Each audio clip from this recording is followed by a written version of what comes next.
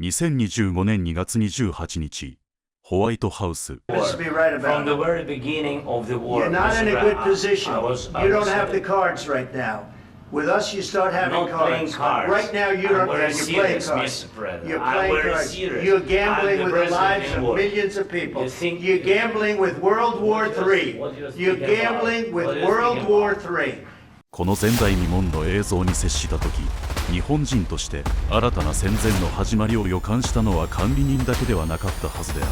また今日のウクライナは明日の日本であることを強烈に印象づけた。やれ減税だ、政治資金だ、親中だ、子育てだと平和ボケしている既存の政治家には1ミリも期待はできないが、とにかく日本は強く賢くなっていく必要がある。安全保障の崩壊はすぐそこに来ているのだ。そもそもこの口論の火付け役はヴァンス副大統領である。もともとミュンヘン安保会議に参加した彼のスピーチが世界中で大きな波紋を呼んでいた。彼はトランプ以上に内向きの人間で、アメリカファーストを主張するトランプ政権の中で理論的支柱だ。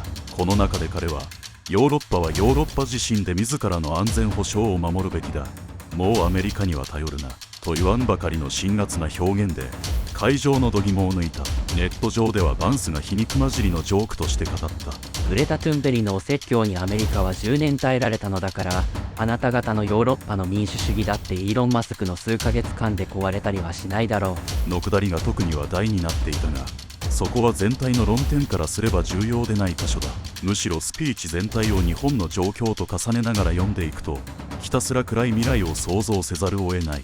これまで希望的観測で汚れ役は全てアメリカが背負ってくれると妄想していた我々国民の失態だ。ヴァンスの演説は日本の戦後が終わり、新しい戦前の真っ只中に我々がいることをいやおうなく実感させられるのである。Well, thank you, and thanks to all the gathered delegates and luminaries and media professionals, and thanks especially to the host of the Munich Security Conference for being able to put on such an incredible event. We're of course thrilled to be here.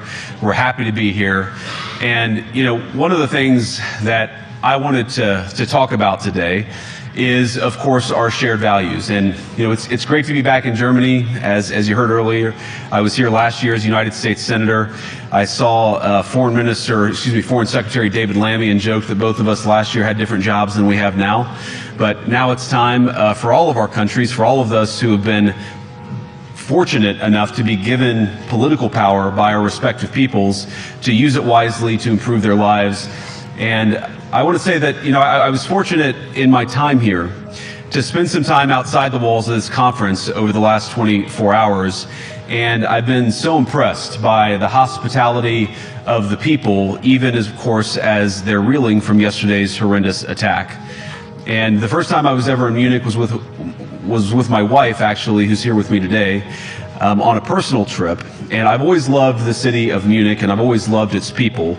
And I just want to say that we're very moved, and our thoughts and prayers are with Munich and everybody affected by the evil inflicted on this beautiful community. We're thinking about you, we're praying for you, and we will certainly be rooting for you in the days and weeks to come. Now,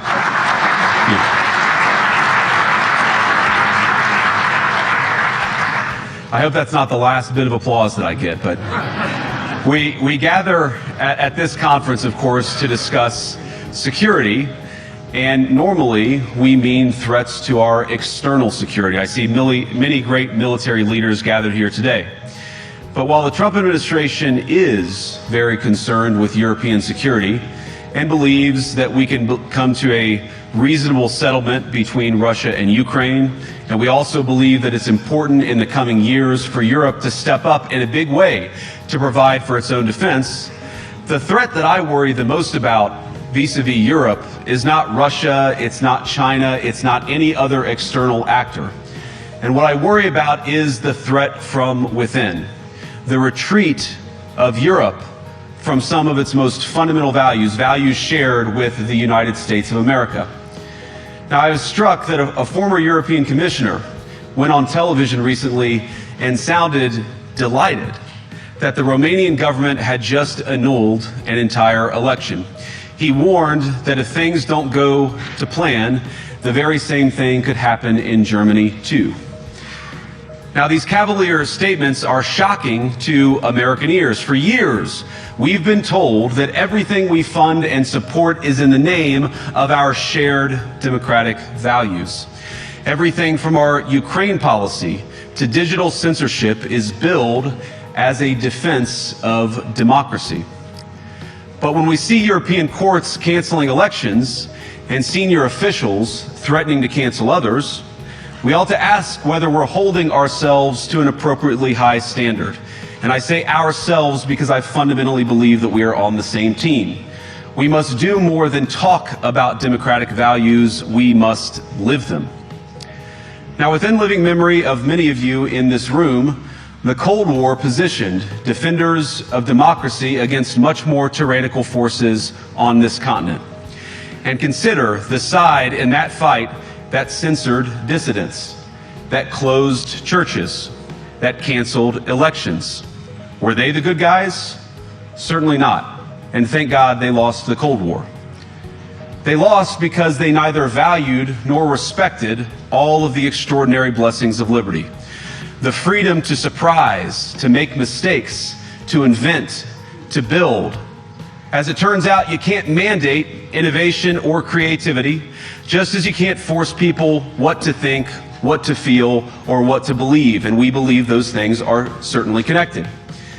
And unfortunately, when I look at Europe today, it's sometimes not so clear what happened to some of the Cold War's winners. I look to Brussels, where EU commissars warn citizens that they intend to shut down social media during times of civil unrest the moment they spot what they've judged to be, quote, hateful content. Or to this very country, where police have carried out raids against citizens suspected of posting anti-feminist comments online as part of, quote, combating misogyny on the internet, a day of action. I look to Sweden, where 2 weeks ago the government convicted a Christian activist for participating in Koran burnings that resulted in his friend's murder. And as the judge in his case chillingly noted, Sweden's laws to supposedly protect free expression do not, in fact, grant, and I'm quoting, a free pass to do or say anything without risking offending the group that holds that belief. And perhaps most concerningly, I look to our very dear friends, the United Kingdom, where the backslide away from conscience rights has placed the basic liberties of religious Britons in particular in the crosshairs.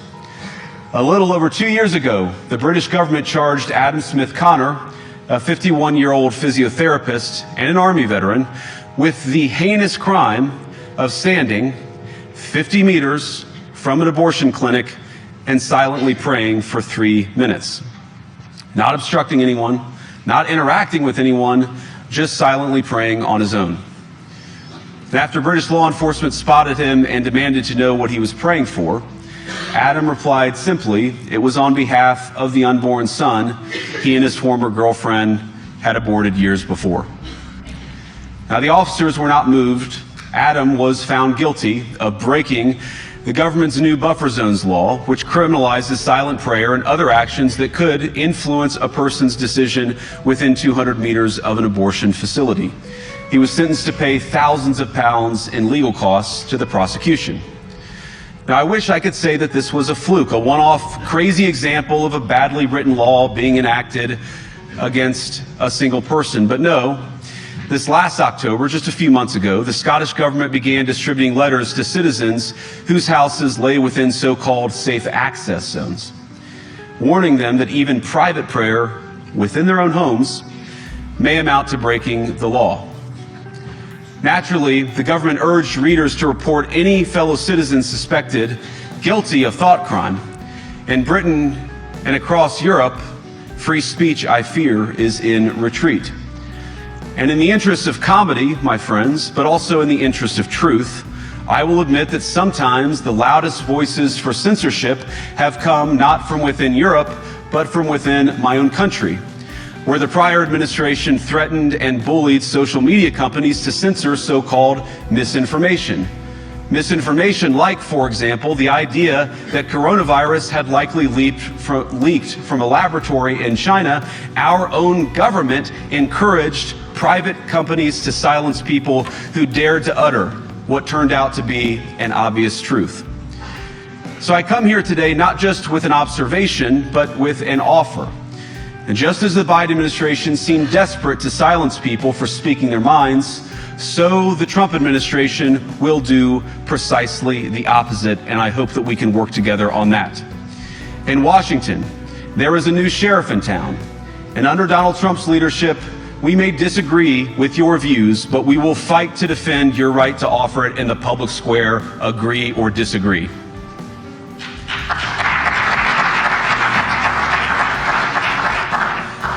Now, we're at the point, of course, that the situation has gotten so bad that this December, Romania straight up canceled the results of a presidential election based on the flimsy suspicions of an intelligence agency and enormous pressure from its continental neighbors. Now, as I understand it, the argument was that Russian disinformation had infected the Romanian elections.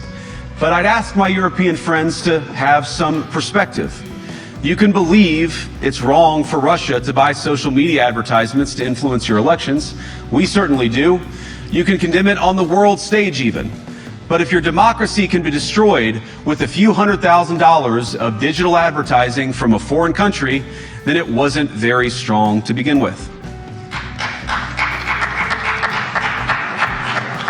Now, the good news is that I happen to think your democracies are substantially less brittle than many people apparently fear.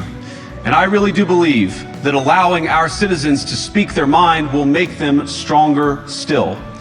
Which of course brings us back to Munich, where the organizers of this very conference have banned lawmakers representing populist parties on both the left and the right from participating in these conversations. Now again, we don't have to agree with everything or anything that people say. But when people represent, when political leaders represent an important constituency, it is incumbent upon us to at least participate in dialogue with them. Now, to many of us on the other side of the Atlantic, it looks more and more like old entrenched interests hiding behind ugly Soviet-era words like misinformation and disinformation, who simply don't like the idea that somebody with an alternative viewpoint might express a different opinion or, God forbid, vote a different way or, even worse, win an election. Now, this is a security conference, and I'm sure you all came here prepared to talk about how exactly you intend to increase defense spending over the next few years in line with some new target. And that's great, because as President Trump has made abundantly clear, he believes that our European friends must play a bigger role in the future of this continent. We don't think, you hear this term, burden sharing, but we think it's an important part of being in a shared alliance together that the Europeans step up while America focuses on areas of the world that are in great danger. But let me also ask you, how will you even begin to think through the kinds of budgeting questions if we don't know what it is that we are defending in the first place? I've heard a lot already in my conversations, and I've had many, many great conversations with many people gathered here in this room. I've heard a lot about what you need to defend yourselves from, and of course that's important.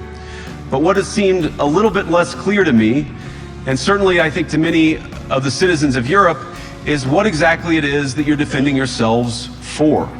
What is the positive vision that animates this shared security compact that we all believe is so important? And I believe deeply that there is no security if you are afraid of the voices, the opinions, and the conscience that guide your very own people. Europe faces many challenges, but the crisis this continent faces right now, the crisis I believe we all face together, is one of our own making.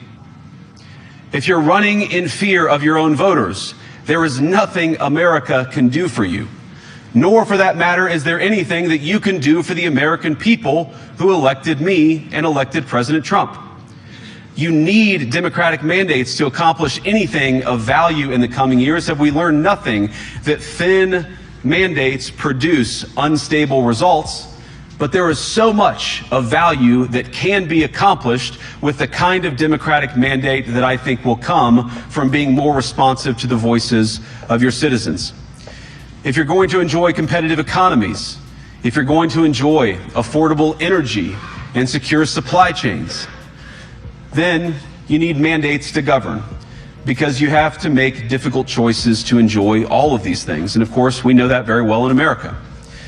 You cannot win a democratic mandate by censoring your opponents or putting them in jail, whether that's the leader of the opposition, a humble Christian praying in her own home, or a journalist trying to report the news. Nor can you win one by disregarding your basic electorate on questions like who gets to be a part of our shared society. And of all the pressing challenges that the nations represented here face, I believe there is nothing more urgent than mass migration. Today, almost 1 in 5 people living in this country moved here from abroad. That is, of course, an all-time high. It's a similar number, by the way, in the United States, also an all-time high. The number of immigrants who entered the EU from non-EU countries doubled between 2021 and 2022 alone, and of course, it's gotten much higher since. And we know this situation, it didn't materialize in a vacuum. It's the result of a series of conscious decisions made by politicians all over the continent and others across the world over the span of a decade. We saw the horrors wrought by these decisions yesterday in this very city. And of course, I can't bring it up again without thinking about the terrible victims who had a beautiful winter day in Munich ruined. Our thoughts and prayers are with them and will remain with them. But why did this happen in the first place? It's a terrible story, but it's one we've heard way too many times in Europe and unfortunately too many times in the United States as well. An asylum seeker, often a young man in his mid-20s, already known to police, rams a car into a crowd and shatters a community. How many times must we suffer these appalling setbacks before we change course and take our shared civilization in a new direction? No voter on this continent went to the ballot box to open the floodgates to millions of unvetted immigrants. But you know what they did vote for? In England, they voted for Brexit, and agree or disagree, they voted for it. And more all over Europe, they're voting for political leaders who promise to put an end to out-of-control migration. Now, I happen to agree with a lot of these concerns, but you don't have to agree with me. I just think that people care about their homes, they care about their dreams, they care about their safety and their capacity to provide for themselves and their children. And they're smart. I think this is one of the most important things I've learned in my brief time in politics. Contrary to what you might hear a couple mountains over in Davos, the citizens of all of our nations don't generally think of themselves as educated animals or as interchangeable cogs of a global economy. And it's hardly surprising that they don't want to be shuffled about or relentlessly ignored by their leaders. And it is the business of democracy to adjudicate these big questions at the ballot box.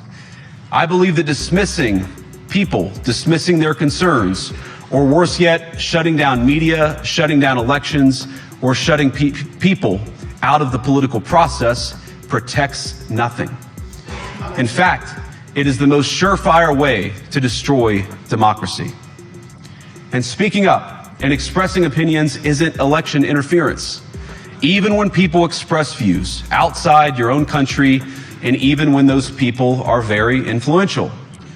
And trust me, I say this with all humor, if American democracy can survive 10 years of Greta Thunberg scolding, you guys can survive a few months of Elon Musk. But what no democracy, American, German, or European, will survive is telling millions of voters that their thoughts and concerns, their aspirations, their pleas for relief are invalid or unworthy of even being considered. Democracy rests on the sacred principle that the voice of the people matters. There's no room for firewalls. You either uphold the principle or you don't. Europeans, the people, have a voice. European leaders have a choice. And my strong belief is that we do not need to be afraid of the future. You can embrace what your people tell you, even when it's surprising, even when you don't agree. And if you do so, you can face the future with certainty and with confidence, knowing that the nation stands behind each of you. And that, to me, is the great magic of democracy. It's not in these stone buildings or beautiful hotels. It's not even in the great institutions that we have built together as a shared society. To believe in democracy is to understand that each of our citizens has wisdom and has a voice. And if we refuse to listen to that voice, even our most successful fights will secure very little. As Pope John Paul II, in my view, one of the most extraordinary champions of democracy on this continent or any other, once said, "Do not be afraid." We shouldn't be afraid of our people, even when they express views that disagree with their leadership.